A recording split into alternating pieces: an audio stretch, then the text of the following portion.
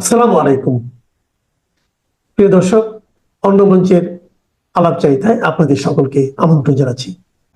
এখনকার আলোচনার বিষয় দখলদার রাজাকার সরকারের বিরুদ্ধে বাংলাদেশের দ্বিতীয় মুক্তিযুদ্ধ কি শুরু হয়ে গেল? পার্বত্য চট্টগ্রামের খাগড়াছড়ি, বান্দরবান, রাঙামাটি থেকে ঢাকার মেইন স্ট্রিম সংবাদ মাধ্যম খাগড়াছড়ির ঘটনাটিকে গুরুত্বহীন সাদামাটা একটি ঘটনা বলে বোঝাতে চাইছেন। তার কারণ আছে। প্রথমত, ইউনূস সরকার চান না যে এমন বড় একটি ঘটনা প্রকাশ পাক এবং তা ছড়িয়ে পড়ুক সারা দেশে, তাতে সারা দেশে আগুন জ্বলে উঠতে পারে। সুতরাং এই পরিস্থিতিতে সাদামাটা একটি ঘটনা হিসেবে এটাকে দেখানো হোক, না দেখালে সরকারের চাপ, সরকারের ভয়, সরকারের লোভ সবগুলো এসে যাবে। এবং এই পরিস্থিতিতে এটাকে সাদামাটা ঘটনা হিসেবে প্রচারের দ্বিতীয় বড় কারণ হলো সংখ্যাগুরু জনগোষ্ঠীর সদস্যদের দ্বারা সংখ্যালঘু সম্প্রদায়ের মেয়ে ও মহিলাদের উপর নৃশংস যৌন অত্যাচার বাংলাদেশের অতি সাধারণ ঘটনা এবং রাষ্ট্র শক্তির সর্বক্ষেত্রে প্রশ্রয় দিয়ে এসেছে অপরাধীদের। একই ঘটনা ঘটেছে খাগড়াছড়িতে। সুতরাং সংবাদ মাধ্যম মনে করে এতটা উত্তেজিত হওয়ার বা আলাদা করে দেখার মতো কিছু ঘটেনি সেখানে। খুব একটা মিথ্যে যে তারা বলেনি সেটা ঠিক, তবে একটা জায়গায় সমতলের সাথে পার্থক্য আছে পাহাড়ের। সমতলের সংখ্যালঘু হিন্দুদের সঙ্গে পার্বত্য চট্টগ্রামের সংখ্যালঘুদের বড় ফারাকটা হলো মানসিকতায়, ঐতিহ্যগত বিশ্বাসে এবং পাহাড়ি এলাকার ভৌগোলিক কারণেও এই অঞ্চলের পাহাড়ি অধিবাসীরা সমতলের হিন্দুর মতো বশ্যতা স্বীকার করে নেয়নি। ধর্ষণের ঘটনায় বিরোধ সেখানে সাদামাটা থাকে না সাধারণত, এবারও থাকেনি। সাম্প্রতিক ঘটনার সামান্য একটু পরিচয় দিয়ে চলে যাব বিষয়ের গভীরে আলোচনায়। ঘটনার শুরু মানে খাগড়াছড়ির ঘটনা শুরু গত 23শে সেপ্টেম্বর। পার্বত্য চট্টগ্রামের খাগড়াছড়ি এলাকার সিঙ্গি নালা গ্রামে একটি অষ্টম শ্রেণীর মারমা সম্প্রদায়ের কিশোরী ছাত্রীকে অপহরণ করে নিয়ে যায় সমতল থেকে এসে বসতি স্থাপন করা সেটেলারদের কয়েকজন যুবক। বাংলাদেশে পাহাড়িদের কখনো বাঙালি বা বাংলাদেশি বলা হয় না, তাদের স্বতন্ত্র পরিচয় দিয়েই বাংলাদেশের সংবাদ মাধ্যম ইত্যাদি সব জায়গায় দেখতে পাবেন। তাদেরকে বলা হয় পাহাড়ি। আর সমতল থেকে গিয়ে যারা জবরদখল করে সেখানে বসতি তৈরি করেছে তারা হচ্ছে বাঙালি। এভাবেই সম্প্রদায়গত বিভক্তি প্রচলিত রয়েছে পার্বত্য চট্টগ্রামে। এই ঘটনার বিচার দাবি করে জুম্মাত ছাত্র জনতা নামক পাহাড়িদের একটি সংগঠনের নেতৃত্বে বিগত 5 দিন ধরে বিক্ষোভ চলছে ওই এলাকায়। প্রত্যক্ষদর্শী ও মানব অধিকার সংস্থাগুলোর মতে অভিযুক্তদের গ্রেপ্তার না করায় পরিস্থিতি আরো উত্তেজনাপূর্ণ হয়ে ওঠে। শেষমেশ ঘটনার ধামাচাপা দিতে ও মূল অপরাধীদের বাঁচাতে বাংলাদেশ নিরাপত্তা বাহিনী অয়নশীল নামে এক হিন্দু যুবককে গ্রেপ্তার করে। আসল অপরাধীদের আড়াল করার জন্য এবং ধর্ষক হিসেবে একটি হিন্দুকে আটক করে আসল মুসলিম অপরাধীদের রক্ষা করার এই চক্রান্ত সেই চক্রান্তেই যেটা করা হয়েছে বুঝতে কারো দেরি হয়নি। পাহাড়িদের অধিকার রক্ষায় দীর্ঘদিন লড়াই করে আসা ইউনাইটেড পিপলস ডেমোক্রেটিক ফ্রন্ট বা ইউপিডিএফ এর অঙ্গ সংগঠন পিসিপির নেতা উখানু মারমা আসল অপরাধীদের গ্রেপ্তার ও ন্যায় বিচারের দাবিতে প্রতিবাদ কর্মসূচি অব্যাহত রাখার আহ্বান জানিয়েছেন।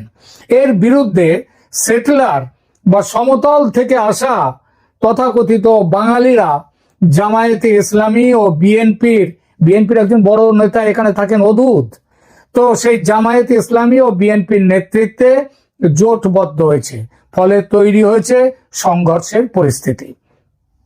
27শে সেপ্টেম্বর পরিস্থিতি আরো খারাপ হয় যখন ইউপিডিএফ ও তার অঙ্গ সংগঠনগুলো রাস্তা অবরোধ করে, অ্যাম্বুলেন্স আক্রমণ করে এবং সেটেলারদের সঙ্গে আগ্নেয়াস্ত্র নিয়ে লড়াইতে নেমে পড়ে।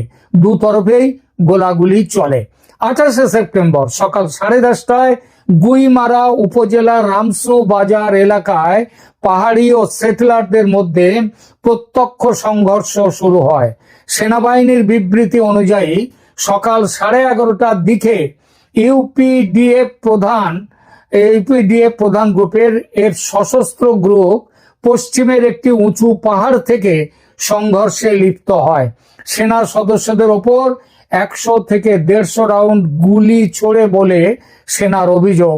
যদিও সেনা কত রাউন্ড গুলি ছুড়েছে তার কোনো হিসাব সেনা দেয়নি, যার ফলে বহু স্থানীয় ব্যক্তি ঘটনাস্থলে গুলিবিদ্ধ হন। পাহাড়িদের মধ্যে হতাহতের সংখ্যা পাওয়া যায়নি। প্রথমত পুলিশ সেনাবাহিনী বলেনি যে তারা কত গুলি চালিয়েছে, এবং দ্বিতীয়ত তারা পাহাড়ের ওপরে ছিল, নিচের গুলিতে তাদের মৃত্যু হয়েছে কিনা কারো সেটা জানা যাচ্ছে না। তবে মোট 6 জনের মৃত্যুর খবর পাওয়া যাচ্ছে এখনো পর্যন্ত। এই হলো মোটা দাগে ঘটনার বিবরণ। এবার আসি ঘটনার অন্তরালে অন্য কি জানা যাচ্ছে সেই প্রসঙ্গে। আগেই বলেছি, সেটেলারদের নেতৃত্বে আছে জামায়াতের ছাত্র শিবির, সঙ্গে বিএনপির ছাত্র দল এবং তার সঙ্গে মূল সংগঠনের লোকজন। এই অঞ্চলে আওয়ামী লীগের ভালো সংগঠন ছিল এক সময়। তাদের কিছু নেতা বিদেশে আত্মগোপন করে আছেন বর্তমানে, তবে তাদের পরিবার অনেকেরই আছে এখানে। জামায়াত আর বিএনপির কয়েকজন লোক আক্রমণ করে আওয়ামী লীগের এক নেতার বাড়ি, সিন্দুক লুট করতে যায়, কারণ সেই সিন্দুকের মধ্যে প্রচুর সোনার গহনা ছিল বলে তাদের বিশ্বাস। বাড়িতে যারা ছিল তারা ধরে ফেলে একজনকে, গণপ্রহারে তাকে সে গুরুতর আহত হয় এবং হাসপাতালে নিয়ে গেলে একদিন পর সে মারা যায়। এই দুষ্কৃতি যতদূর জানা যাচ্ছে জামায়াতের দলের। এরপর জামায়াতের আর বিএনপির বাহিনী মিলে শুধু পাহাড়িদের ঘরে আগুন লাগায়নি, সেই সঙ্গে সেটেলারদের মধ্যে যারা আওয়ামী লীগের নেতা কর্মী তাদের বাড়ি আক্রমণ করে ও আগুন লাগানো শুরু করে। এই পরিস্থিতিতে শুনছি যে প্রত্যক্ষ সংঘর্ষে নেমেছে আওয়ামী লীগ, তাদের সঙ্গে যোগ দিয়েছে পাহাড়িরা। অর্থাৎ এই মুহূর্তে লড়াই বাঙালি বনাম পাহাড়ি নয়, কিংবা পাহাড়ি হিন্দু বনাম সমতলের মুসলমান নয়, জাতিগত লড়াই পৌঁছে গেছে রাজনৈতিক লড়াইয়ে। কেউ এই প্রশ্ন করতেই পারেন, এভাবে সেটেলারদের মধ্যে বিভেদ কি বাস্তবে সত্যিই হয়েছে? সত্যি কি এরকম ঘটতে পারে? এর উত্তরে একটা কথাই বলা যায়, সেটা হলো আজ না হোক কাল লড়াইতে নামতেই হবে আওয়ামী লীগকে। সেটা যদি পার্বত্য চট্টগ্রামের এই অঞ্চল থেকে শুরু হয় তবে অবিশ্বাস্য মনে হবে কেন? তাছাড়া পাহাড়িদের সঙ্গে নিয়ে লড়াইতে নামার অনেক সুবিধাও আছে আওয়ামী লীগের। আওয়ামী লীগের সাথে পাহাড়িদের ভালো সম্পর্ক রয়েছে, আর এই সম্পর্কের মূল খুঁজতে গেলে বেশ কয়েক বছর পেছনে যেতে হবে। পার্বত্য চট্টগ্রামকে অশান্ত করার যে মূল কারিগর যিনি, তার নাম হচ্ছে প্রেসিডেন্ট জিয়াউর রহমান। 1979 থেকে 1983 সালের মধ্যে জিয়াউর রহমানের আমলে 5 লাখের বেশি মুসলিম এসে জবরদস্তি বসতি স্থাপন করে এই অঞ্চলে। এই জনতান্ত্রিক পরিবর্তন হয়ে যায় তার ফলে, এবং এই পরিবর্তনের কারণে পাহাড়ি আদিবাসীরা নিজেদের ভূমিতে আজ সংখ্যালঘুতে পরিণত হয়েছে। সমস্যার মূল সেখানে শুরু হয় পাহাড়ি বনাম সমতলের মুসলিম সেটলারদের মধ্যে অশান্তি, সংঘর্ষ। 1971 সালের মুক্তিযুদ্ধে আওয়ামী লীগের নেতৃত্বে বাংলাদেশের স্বাধীনতার পর থেকেই বঙ্গবন্ধু শেখ মুজিবুর রহমান সব জাতিগোষ্ঠীকে বাঙালি পরিচয়ে একসাথে বেঁধে একসাথে রাখার নীতি গ্রহণ করেছিলেন, কিন্তু তার হত্যাকাণ্ডের পর সেই প্রক্রিয়া বন্ধ হয়ে যায় এবং জিয়াউর রহমানের আমলে তো পরিস্থিতি ভয়াবহ হয়ে ওঠে। শুরু হয় পাহাড়িদের প্রত্যক্ষ প্রতিরোধ। 20 বছর ধরে জ্বলে অশান্তির আগুন। তারপর শেখ হাসিনার নেতৃত্বে 1996 সালের নির্বাচনে আওয়ামী লীগ সরকার ক্ষমতায় এলে 2রা ডিসেম্বর 1997 সালে পার্বত্য চট্টগ্রাম জনসংহতি সমিতি বা PCJSS তার সাথে একটি ঐতিহাসিক চুক্তি স্বাক্ষর করেন শেখ হাসিনা, যা 20 বছরের সশস্ত্র সংঘর্ষের অবসান ঘটায়। এই চুক্তির মাধ্যমে পাহাড়িদের রাজনৈতিক, সামাজিক, সাংস্কৃতিক, শিক্ষাগত, অর্থনৈতিক অধিকার স্বীকৃতি পায় এবং অঞ্চলটির বিশেষ চরিত্র সংরক্ষণের প্রয়োজনীয়তা মেনে নেওয়া হয়। প্রসঙ্গত বলি, ভারতের যেখানে যে অঞ্চলে আদিবাসীদের বাস, আদিবাসীদের যেখানে সংখ্যাধিক্য আদিবাসীরা যেখানে থাকে, সেখানে তাদের আদিবাসী জমি অন্য কারোর কেনায় নিষেধাজ্ঞা থাকে। সেই রকমই নিষেধাজ্ঞা বাংলাদেশেও করা হয়। তবে সেই সব বাস্তবায়নের ক্ষেত্রে অসম্পূর্ণতার কারণে 1998 সালে ইউপিডিএফ বলে একটি সংস্থা গঠিত হয় পাহাড়িদের, যারা পূর্ণ স্বায়ত্ত শাসনের দাবি জানায় পার্বত্য চট্টগ্রামের জন্য। রাজনৈতিক বিশ্লেষকদের মতে আওয়ামী লীগ তাদের ধর্মনিরপেক্ষতা ও বহুত্ববাদের প্রতিশ্রুতির কারণে ধর্মীয় ও জাতিগত সংখ্যালঘুদের কাছে বৃহত্তর সমর্থন ভিত্তি বজায় রেখেছে। পাহাড়ে যেমন পাহাড়ি আদিবাসীরা আওয়ামী লীগের বেশিরভাগই অধিকাংশ আওয়ামী লীগের সমর্থক, তেমনি সারা বাংলাদেশে হিন্দু সম্প্রদায়ের সংখ্যালঘুরা তারা হচ্ছে আওয়ামী লীগের সঙ্গে আছে। এছাড়া ভারতের সাথে আওয়ামী লীগের ঘনিষ্ঠ সম্পর্ক পাহাড়িদের মধ্যে একটা নিরাপত্তা বোধ তৈরি করেছে। এই পরিস্থিতিতে একটা কথা খুব চলতে শুরু করেছে বাংলাদেশে। সেই কথাটা হলো, পাহাড়িদের এবং সেই সঙ্গে আওয়ামী লীগ যে মিলিত প্রতিরোধ গড়ে তুলছে পার্বত্য চট্টগ্রামের এইসব অঞ্চলে, ভারত নাকি তার সমর্থনে নেমে পড়েছে। কিরকম সমর্থন? কথা শুনছি যে তারা অস্ত্র সাহায্য দিচ্ছে, কেউ কেউ ভারতীয় সেনার বাংলাদেশে অনুপ্রবেশের কথাও বলছে, কিন্তু কোনো তরফ থেকে এর কোনো রকম পরিষ্কারভাবে কেউ স্বীকার করেনি। ভারতীয় সেনা অনুপ্রবেশের এই যে অভিযোগ, এটা সত্যি হতে পারে কিনা একবার বিশ্লেষণ করা যাক। খাগড়াছড়ি সমেত পার্বত্য চট্টগ্রামে ভারতীয় সেনাবাহিনীর গোপন অনুপ্রবেশের যে খবর প্রচারিত হচ্ছে, তার কোনো নির্ভরযোগ্য তথ্য পাওয়া যায়নি। আগেই বলেছি, বাংলাদেশ কিংবা ভারত কোনো পক্ষ থেকে সরকারিভাবে কিছু বলা হয়নি।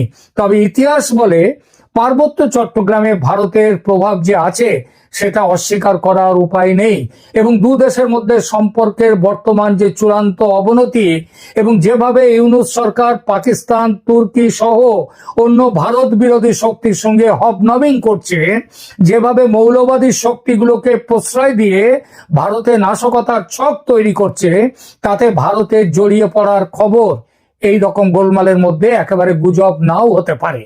আর চট্টগ্রামকে বাংলাদেশ থেকে বিচ্ছিন্ন করে ইউনূসের গার্ডিয়ান অব দ্য ওশান হুঙ্কার চিরতরে বন্ধ করার প্ল্যান করতে চাওয়াটাও অবাস্তব নয় বলেই মনে করি। এছাড়া চট্টগ্রামকে বিচ্ছিন্ন করলে ভারতের নর্থ ইস্টের রাজ্যগুলো আর ল্যান্ডলক থাকবে না, এটাও ভারতের নজরে নিশ্চিতভাবেই আছে। এই যে ভারতীয় সেনা কাছাকাছি চট্টগ্রামে ডেরা বেঁধেছে, চট্টগ্রামে বেঁধেছে মায়ানমারে, কিন্তু সেটা চট্টগ্রাম থেকে কাছেই। এর পেছনেও যে কোনো ভূমিকা, চট্টগ্রামের যে কোনো ভূমিকা নেই তা নয়। মেনল্যান্ড বাংলাদেশ থেকে চট্টগ্রামে প্রবেশের পথে যে ফেনী ব্রিজ আছে, সেটার দখল নিলেই চট্টগ্রাম বিচ্ছিন্ন। ভারতের সাহায্যে তৈরি এই ব্রিজের উদ্বোধন করেছিলেন প্রধানমন্ত্রী নরেন্দ্র মোদী স্বয়ং। এ থেকে যা বোঝার বুঝে নিন।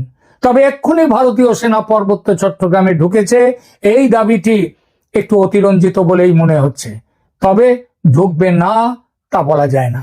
আসল ব্যাপার যাই হোক, খাগড়াছড়ির ঘটনায় যেভাবে লড়াই শুরু হয়েছে, সেটাকে সামান্য ঘটনা বলে এড়িয়ে যাওয়া যায় না। পাকিস্তানি রাজাকারদের হাত থেকে দেশকে মুক্ত করার কথা বেশ কয়েক মাস ধরেই চলছে। ভারত সরকার ঝাঁপিয়ে পড়েনি এতদিন, কারণ ভারত অপেক্ষা করছিল অপরচুন মোমেন্ট বা উপযুক্ত মুহূর্তের। খাগড়াছড়ির ঘটনা যদি সেই সুযোগ এনে দিয়ে থাকে, গুজব বলে এড়িয়ে যাওয়া যাবে না। মনে রাখতে হবে, 1975 থেকে 1997 পর্যন্ত পাহাড়ি জনজাতির সামরিক সংগঠন শান্তি বাহিনী ভারতের ত্রিপুরা রাজ্যে ঘাঁটি স্থাপন করে প্রশিক্ষণ ও অস্ত্র সংগ্রহ করেছিল বলে বাংলাদেশের একটা পুরনো অভিযোগ আছে। এই অভিযোগের সমাপ্তি ঘটে 2009-এ শেখ হাসিনার ক্ষমতায় আসার পর। ছোটখাটো বাদ বিসম্বাদ থাকলেও শান্ত ছিল এই অঞ্চল। অশান্তির শুরু গত বছর মোহাম্মদ ইউনূস ক্ষমতায় আসার পর। আর ইউনূসের ক্ষমতার পেছনে আছে জামাত, বিএনপি, তথাকথিত ছাত্র নেতারা। তারা পার্বত্য চট্টগ্রামে তাদের অধিকার প্রতিষ্ঠার লড়াইতে নেমে পড়ে। ইউনূস ক্ষমতায় আসার পর পাহাড়িদের উৎখাত করে এই অঞ্চলকে পুরোপুরি ইসলামের পতাকা তলে আনার জন্য কাজ শুরু করে দেয়। আর সেজন্যই শুরু বর্তমানের লড়াই। সেই লড়াই আরো বড় আকার নিলে কেউ অবাক হবেন না। লড়াই যত বড় হবে তত লড়াইয়ের চরিত্র পাল্টাবে। এ নিয়ে কারো দ্বিমত থাকা উচিত নয়। চট্টগ্রামের খাগড়াছড়ি তাই বড় যুদ্ধের সূচনা সেখানে হতেই পারে, হয়তো সেই সূচনা হয়ে গেছে ইতিমধ্যে। এখনকার মতো এখানেই রাখছি। ভালো থাকবেন, ধন্যবাদ।